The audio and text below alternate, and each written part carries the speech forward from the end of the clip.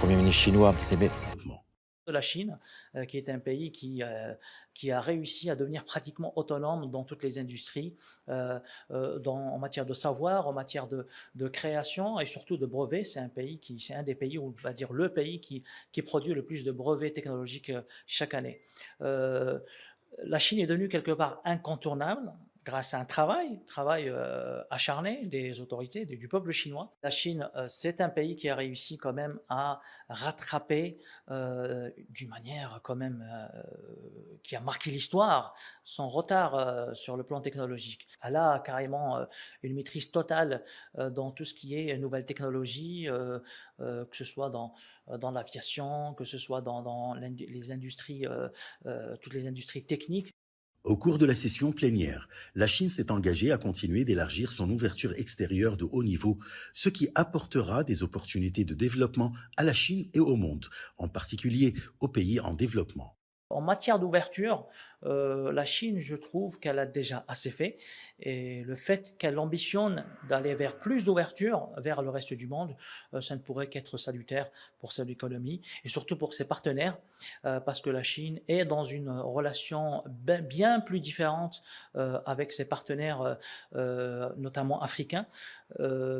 Quand on compare la relation qui s'est beaucoup dégradée entre les bailleurs de fonds traditionnels tels que l'Europe ou les États-Unis et l'Afrique, les pays africains, ou la Chine, ce qu'elle fait aujourd'hui avec les pays africains, ce sont des relations complètement différentes. Et ce que prouve la Chine chaque jour sur le continent africain, c'est qu'elle est capable de créer des relations gagnant-gagnant. Les experts estiment que la tenue de la 3e session plénière du 20e comité central du Parti communiste chinois poussera l'initiative de développement mondial vers des horizons plus larges et soutiendra la coopération entre la Chine et le monde dans les domaines du commerce, de l'économie et des technologies avancées, réalisant ainsi un développement commun pour tous et construisant une communauté de destin pour l'humanité. Pour les pays de développement, la Chine est un exemple, il faut le rappeler. La Chine, pendant 40 ans, elle a bouleversé pratiquement toutes les données économiques.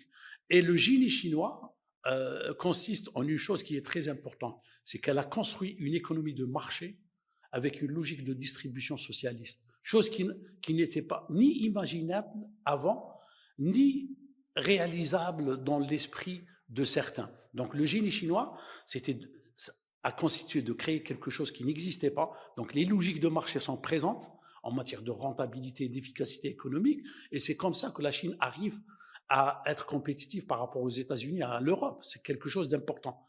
Mais l'économie, ce n'est pas uniquement comment on crée la richesse, c'est comment on distribue la richesse, et la Chine distribue la richesse de manière socialiste, beaucoup plus équitable, beaucoup plus elle répond beaucoup plus aux besoins des couches défavorisées.